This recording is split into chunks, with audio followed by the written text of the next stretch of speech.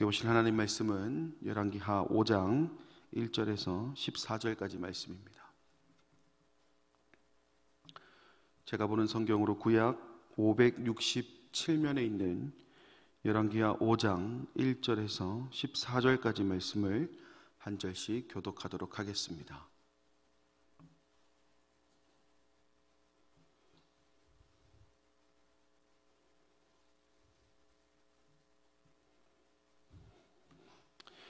아람 왕의 군대 장관 나아만은 그의 주인 앞에서 크고 존귀한 자니 이는 여호와께서 전에 그에게 아람을 구원하게 하셨습니다. 그는 큰 용사이나 나병 환자더라.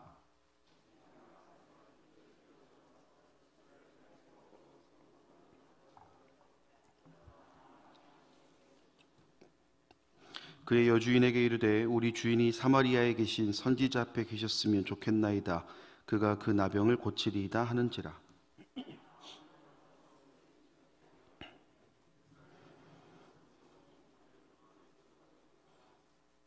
아람 왕이 이르되 갈지어다. 이제 내가 이스라엘 왕에게 글을 보내리라 하더라.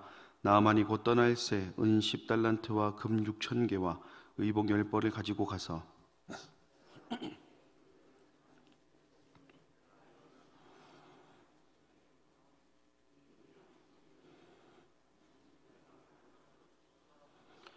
이스라엘 왕이 그 글을 읽고 자기 옷을 찢으며 이르되 내가 사람을 죽이고 살리는 하나님이냐? 그가 어찌하여 사람을 내게로 보내 그의 나병을 고치라 하느냐? 너희는 깊이 생각하고 저 왕이 틈을 타서 나와 더불어 시비하려 함인 줄 알라 하니라.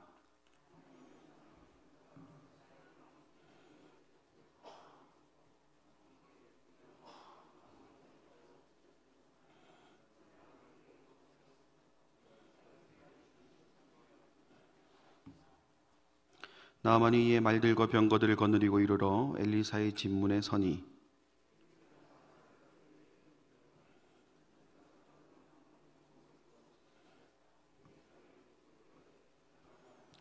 나아만이 노하여 물러가며 이르되 내 생각에는 그가 내게로 나와 서서 그의 하나님 여호와의 이름을 부르고 그의 손을 그 부위 위에 흔들어 나병을 고칠까 하였도다.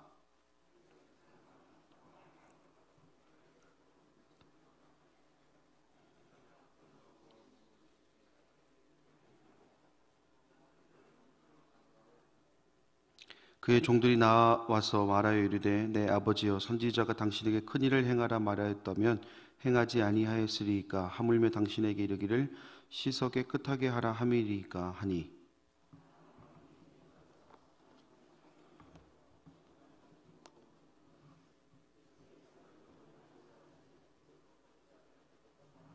아멘. 오늘 본문의 말씀은 아람의 군대 장관 나아만의 이야기를 기록하고 있습니다. 1절 말씀을 한번 보면 아람 왕의 군대 장관 나아만은 그의 주인 앞에서 크고 존귀한 자니 이는 여호와께서 전에 그에게 아람을 구원하게 하셨습니다. 그는 큰 용사이나 나병 환자더라. 아람 왕의 군대 장관 나아만을 소개하면서 두 가지로 소개하고 있습니다. 하나는 큰 용사라고 이야기하고 있고요. 또 하나는 동시에 나병 환자였다라고 소개하고 있습니다. 나아만이 어떤 사람인지 정확하게 성경이 소개하고 있지는 않지만 여러 신학자들의 그런 자료들을 보면 그가 아람이 길르앗 라못 전쟁에서 아합과 여호사밧의 그 이스라엘 연합군을 물리쳤던 그 베나댓 2세의 군대 장관이었을 것이다라고 말합니다. 우선 우리가 길르앗 라못에서의 그 전쟁이 어떤 전쟁인지를 한번 살펴볼 필요가 있습니다. 총 3번의 전쟁 중에 그 3번째 전쟁인데요. 앞선 2번의 전쟁에서는 이스라엘 아합에게 굴욕스러운 항복을 맞이했던 것이 바로 아람의 모습이었는데 그 이후에 맞이했던 승리를 경험했던 전쟁이 바로 길르앗 라못이었고요. 이를 통해 아람이 요단 동편의 주도권을 잡는 성과를 올리게 되었던 전쟁으로 기억되고 있습니다.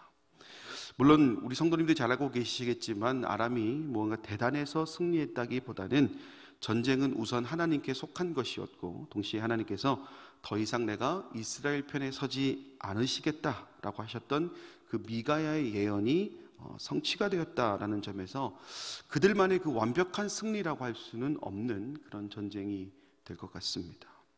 하지만 아람의 입장에서는요, 굴욕스러운 상복 이후에, 그러니까 하나님께서 도와주신 그런 유무와 상관없이 그런 굴욕스러운 항복 이후에 맛본 승리였기 때문에 그 어느 때보다도 이 승리에 좀 도취된 상황이었다라고 볼 수가 있겠죠.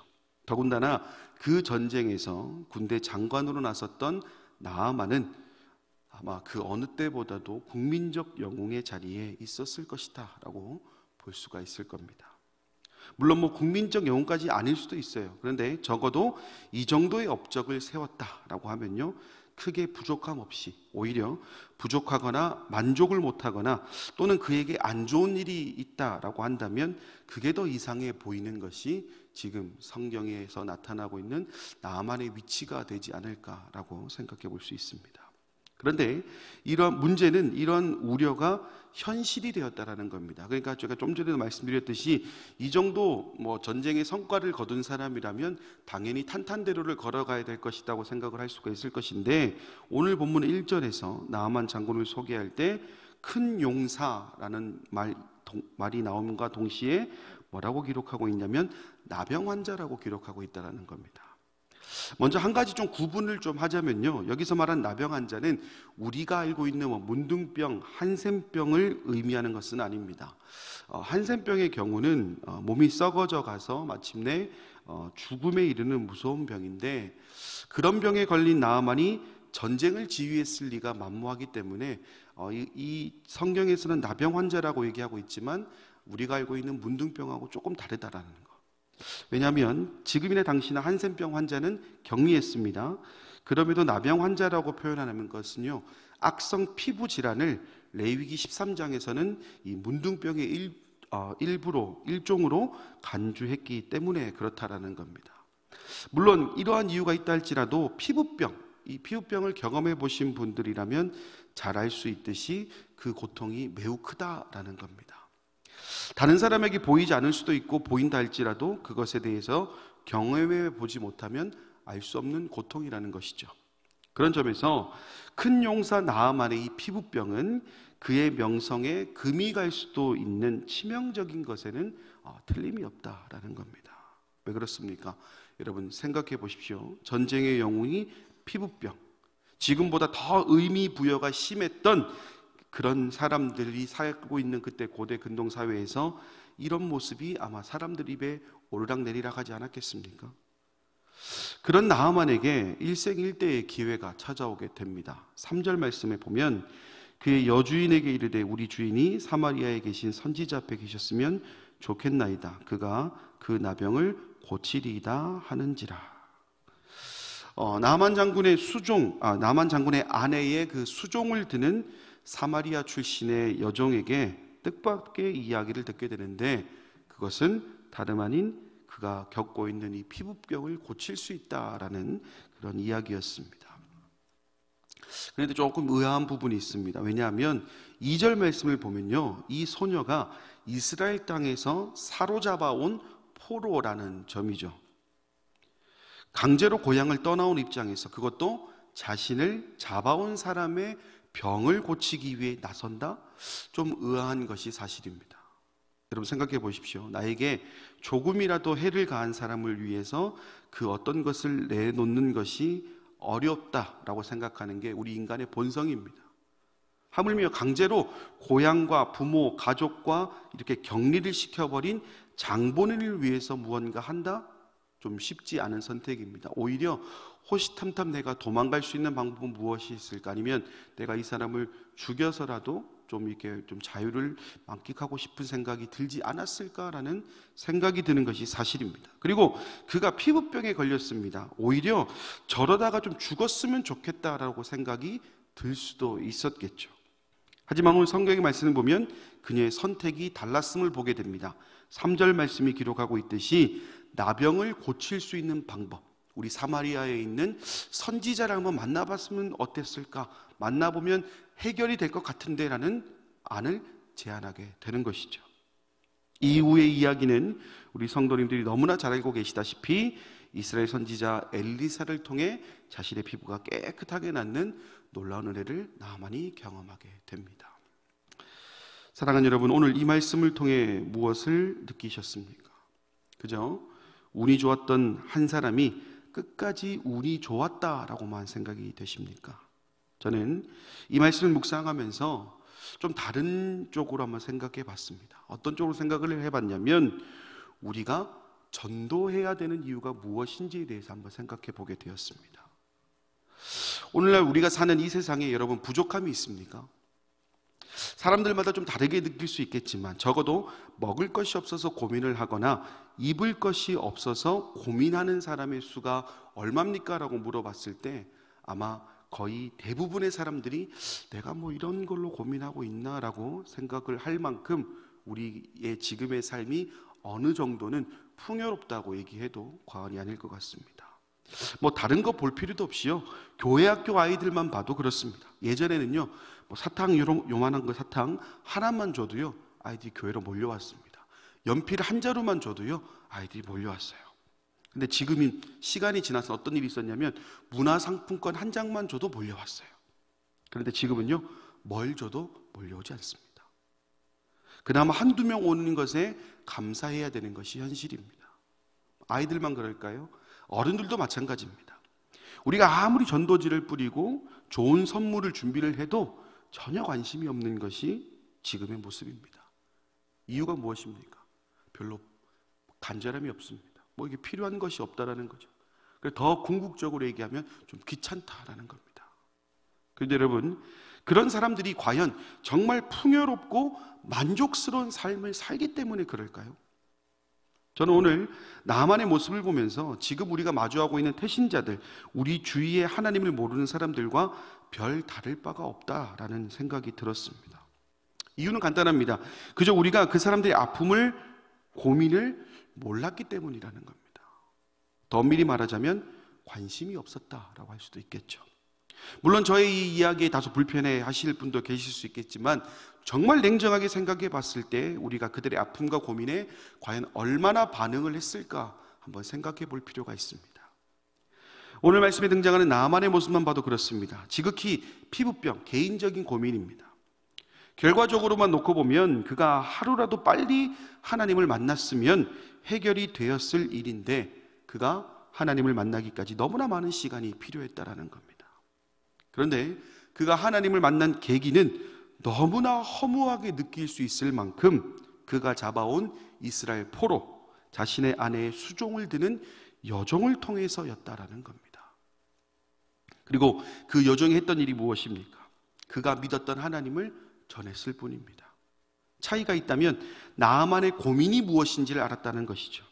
그 고민을 알았다는 것은 관심을 가졌다라는 겁니다. 그리고 관심을 가졌다라는 것은 그 나만 장군에게 지금 가장 필요한 것이 하나님이라는 것을 깨닫게 하는 그런 원동력이 되었다라는 것이죠.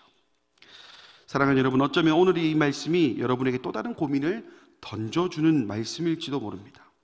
하지만 우리가 이렇게 한번 생각해 보자고요. 예수님께서 우리에게 주신 지상 명령이 무엇이냐? 다른 것이 아닙니다. 증인이 되라고 말씀하셨습니다. 증인이 된다는 것은 어떤 상황에 놓인다 할지라도 이것이 사실입니다. 증명하는 겁니다. 그리고 그것을 증명하는 방법이 무엇이냐? 전하는 겁니다. 내가 알고 있는 것을 전하는 것, 내가 만났던 하나님을 전하는 것. 나만 안에 수종을 들었던 이스라엘 어린 소년의 상황이 어디 여러분 전할 수 있는 상황이었습니까? 무언가 내가 믿고 있는 하나님을 전할 수 있는 상황이었습니까? 저는 그렇지 않다고 생각합니다. 하지만 그럼에도 전했습니다. 자신의 상황과 아무 상관없이 내 주변에 있는 사람, 비록 나를 포로로 잡아온 사람이라 할지라도 그 사람의 고민이 무엇인지 관심을 가지고 보았기 때문에 그에게 가장 확실한 처방이 될 수 있는 하나님을 전할 수 있었다라는 것이죠. 그랬더니 나아만이 다시금 하나님의 사람으로 거듭나는 놀라운 일이 나타나게 되었다라는 겁니다. 우리도 마찬가지입니다. 우리 주변에 수많은 나아만과 같은 사람들, 무언가 세상의 것에 만족하고 살아가고 있는 것 같지만 저마다의 고민들, 세상의 것으로 해결할 수 없는 것들 때문에 힘들어하는 이들이 분명히 있을 거라는 겁니다. 그런 이들에게 우리가 할 수 있는 것이 무엇이냐? 오늘 어린 소녀와 같이 전하는 것입니다. 무엇을요? 예수 그리스도의 그 복음을 전하는 겁니다. 그 복음이 우리를 살렸던 것처럼 우리 주변에 수많은 나아만과 같이 세상적으로는 좀 만족해 보일 수 있겠지만 자신에게 가지고 있던 그 고민 한 가지 때문에 어려워하는 그 모든 이들을 살리게 될 줄 믿습니다. 우리가 한 번 전하는 것 때문에, 우리가 한 번 다가가는 것 때문에, 한 번 그들의 고민을 위해 기도하는 것 때문에, 또 더 나아가서는 그들의 고민을 해결해 주실 분이 하나님이시라는 것을 알리는 것 때문에 그들이 살아나게 될 줄 믿습니다. 오늘 하루가 이 말씀에 힘입어 멈출 수도 없고 멈춰서도 안 될 우리의 사명에 다시금 불을 붙이는 것, 그리고 다시 복음의 씨앗을 심는 계기가 되는 귀한 하루가 되기를 간절히 소망합니다. 기도하겠습니다. 자비로우신 아버지 하나님, 은혜와 사랑을 감사드립니다. 오늘 주님을 만난 나만의 모습을 보면서, 그리고 그 만남을 이어주었던 이름 없는 어린 소녀의 모습을 보면서 오늘 우리가 해야 될 일이 무엇인지를 다시금 보게 됩니다. 내가 전도의 은사가 있어서 하는 것이 아니라, 내가 젊고 힘이 있어서 하는 것이 아니라, 나의 도움이 필요한 이가 있다면, 지금 도움이 필요한 사람이 있다면 그때가 바로 하나님께서 나를 쓰실 기회임을 믿고 순종할 수 있도록 주님 인도해 주시길 원합니다. 물론 어렵습니다. 오늘의 이 다짐이 이 성전을 떠나는 순간, 교회 마당을 벗어나는 순간부터 철저하게 무너질 수도 있습니다. 그러나 주님, 그럼에도 필요한 것이 있다면 그곳을 볼 수 있도록 인도해 주시고 섬길 수 있도록 인도해 주셔서 몇몇의 사람들로만 세워가는 하나님 나라가 되지 않고 모두가 힘을 합하여 세워가는 하나님 나라 될 수 있도록 주님 또한 인도하여 주시옵소서. 그래야 해서 오늘날 세상에 흩어져 있는 수많은 나아만 장군들이 하나님을 만나 그들의 고민이 해결되고 인생이 변화되는 놀라운 일들을 경험할 수 있도록 우리를 사용하여 주시옵소서. 모든 말씀 예수님의 이름으로 기도드립니다. 아멘. 하늘에 계신 우리 아버지, 아버지의 이름을 거룩하게 하시며 아버지의 나라가 오게 하시며 아버지의 뜻이 하늘에서와 같이 땅에서도 이루어지게 하소서. 오늘 우리에게 일용할 양식을 주시고 우리가 우리에게 잘못한 사람을 용서하여 준 것 같이 우리 죄를 용서하여 주시고 우리를 시험에 빠지지 않게 하시고 악에서 구하소서. 나라와 권능과 영광이 영원히 아버지의 것입니다. 아멘.